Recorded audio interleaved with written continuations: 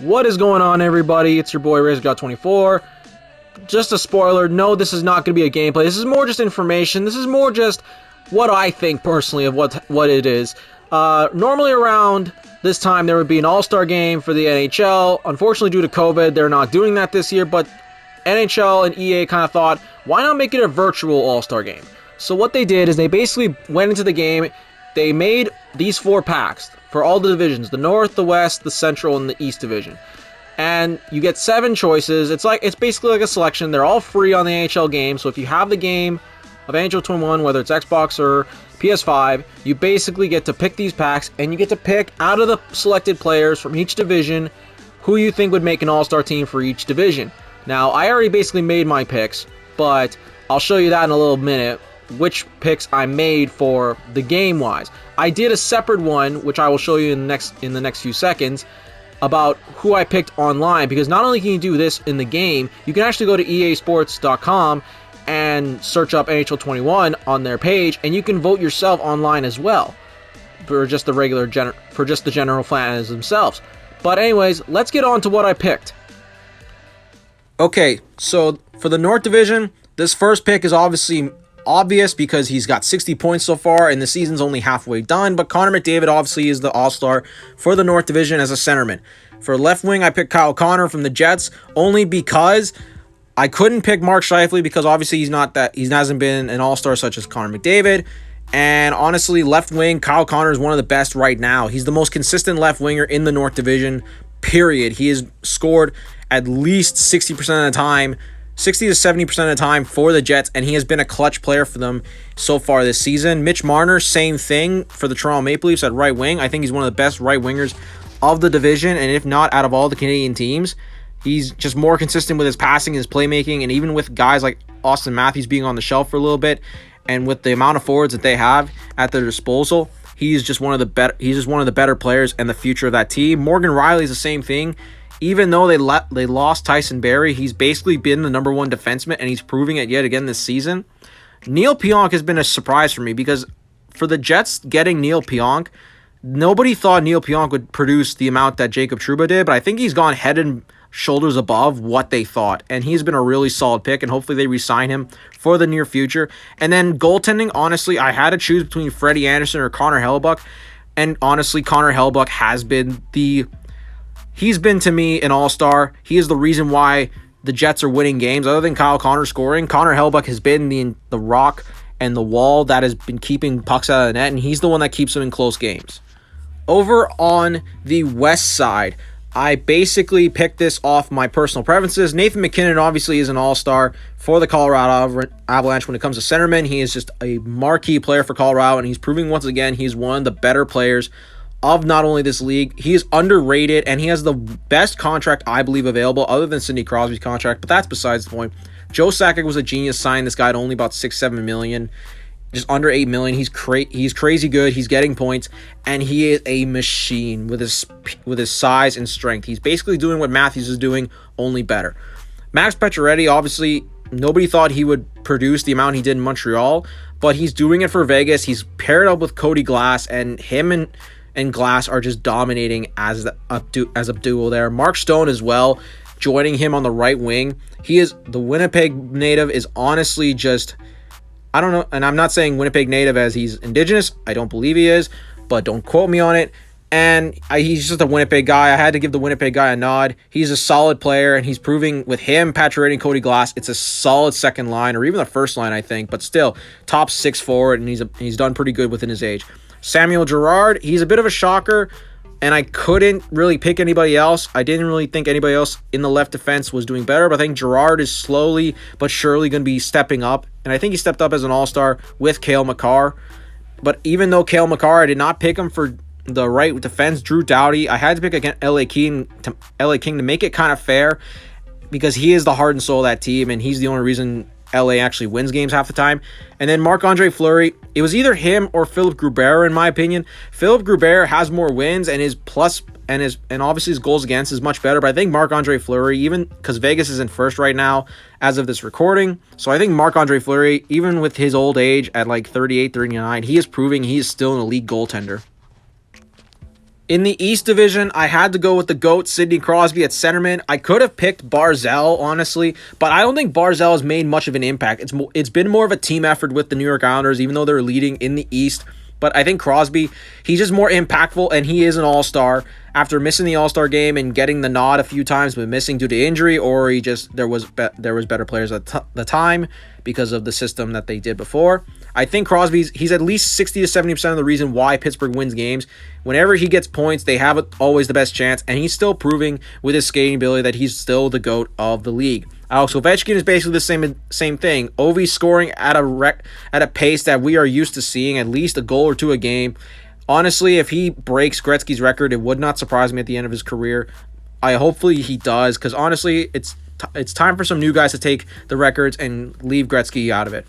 And Brian Rust, obviously, for Pittsburgh at the right wing, he has been solid because Rust is a great secondary scorer, whatever Crosby does not score, and being paired up with him obviously is added up to his worth. Nick Leddy is one of my dark horse picks, honestly. I had to give somebody for the Islanders, even though I have a goaltender pick there that I'll talk about in a minute. But Nick Leddy has been solid as a defenseman, and I think he's really stepped up. John Carlson obviously has proven at the right defensive position that he's one of the best defensemen in the East. And Semyon Varlamov, obviously, because he has carried the Islanders, and he has basically been the wall like Connor Hellebuck, and the main reason why New York Islanders are basically first in the East. And then finally, we have I believe, the Central Division. Yes, this is the Central. Ironic. But we have Braden Point at centerman. I think he has carried the load with Kucherov being gone. Him and Stamkos were actually put up against each other for the voting, but I had to go Braden Point. He's fast. He is a guy that's got hands, and he can shoot. And Stamkos obviously is going to get targeted more often for players, but Braden Point has been that underrated centerman that's just silky smooth. Jonathan Huberdeau had a slow start, but I gave him the nod for left wing because him and the Florida Panthers have been on a tear lately, and Huberdeau's just racking points up for them, so I gave the nod to him. Patty Kane, obviously, because nobody in Chicago, this was the most obvious choice. Patty Kane has carried Chicago, and he's the only reason why Chicago is in playoff contention, let alone just in the hunt. He is, honestly, I would be shocked if he didn't win the Hart Trophy this year. Take it away from McDavid, because he has earned it. Without Jonathan Toews, and him and Kubalik have been unstoppable together.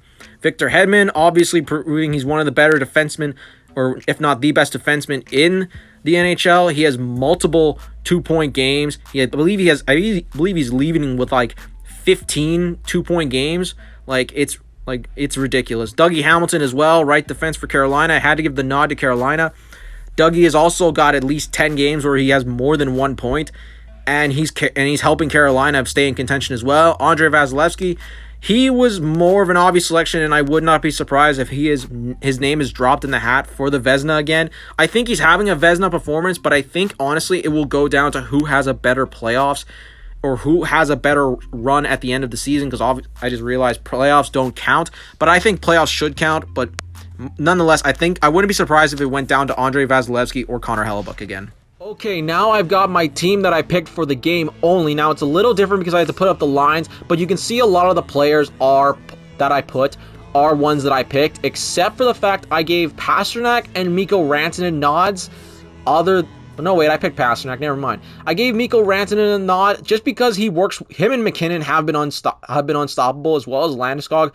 But obviously, I gave Pacioretty the nod instead of Landeskog because Mikko Rantanen and McKinnon are the main scorers. Landeskog's more of a passer, but I digress. I put, obviously, Crosby, Patty Kane, and Ovechkin on the same line. You cannot have Ovechkin and Crosby not on the same line. And then Patty Kane, with his silky hands and his passing ability, he is able to give Crosby or Ovechkin what they want. Connor McDavid, I know I put him second and I put Crosby first, but because I love Crosby more than McDavid, so deal with it. Connor McDavid's in the middle of Mitchell Marner and Jonathan Huberdeau. I think Connor with his speed, Marner with his passing ability, and Huberdeau with his playmaking, they all can benefit each other. Nathan McKinnon, obviously, as you saw with Rantanen and Pacioretty, I think Pacioretty can provide that scoring touch with McKinnon's playmaking and with Rantanen on the right wing. I think it's just a deadly combination. Braden Point, I put him at the fourth line with Kyle Connor and Pasternak because Pasternak has that wicked shot. Kyle Connor can be a tough grinding forward and can get the puck, and Braden Point is just speedy as all hell, so why not? For the defensive pairings, I basically put Victor Hedman with Drew Doughty. This is obviously a solid lineup, so why not put up the best you can? Drew Doughty's got an amazing shot. Victor Hedman's a big body dude, so why not get the best of both worlds? John Carlson as well with Morgan Rielly. Morgan Rielly is a two-way guy that can actually play defense, and John Carlson can play two-way as well, although he's got a heck of a cannon of a shot. So that's why I put these two together. They both complement each other quite well with their styles of play. And then Dougie Hamilton and Torrey Krug. I gave Torrey Krug the nod, honestly, because I like Torrey Krug. I like what he did in Boston, and I think he's been doing good up until, like, he has a slow start, obviously, just like Jonathan Huberdeau, but I think he's picking it up now at St. Louis. And Dougie Hamilton, both of them are offensive defensemen, but Torrey Krug, I know, can play defense a lot better on the left side, and Dougie Hamilton has his moments, but these two obviously complement each other well as they're both offensive defensemen. Finally, for the goaltending tandem, I kept it the same. Out of all the picks that I made for goaltenders, I went with Vasilevsky and Hellebuyck because, as I said, both of them are having Vezina-worthy seasons. It just, and like I said before, it's not going to be surprising to me that Hellebuyck and Vasilevsky are the two frontrunners for Vezina. It just depends on how they do for the season. Obviously, I think Vasilevsky will have an easier schedule than Hellebuyck. I just think the North Division is actually surprisingly competitive because even though Ottawa's terrible and Vancouver's iffy, Vancouver and Montreal for that matter half the time, both of them are very iffy. Like they sometimes show up and they sometimes don't. And it's basically a competition between Toronto, Edmonton, and Winnipeg, and even Calgary. But still, I think it's going to be down to these two. No disrespect to Marc-Andre Fleury, but I think these two are probably going to be front runners. And it wouldn't surprise me if all three of them are going to be on that list.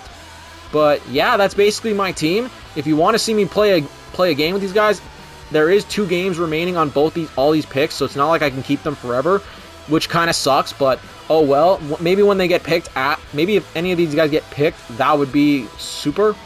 But yeah, if you guys want to see me play a game with these guys, or 2, and see if I can get a couple dubs, I haven't played NHL 21 in forever, but still, let me know in the comments or like the post if you want to see me do it. Thanks so much for listening. This has been RageGuard24, and I'm out.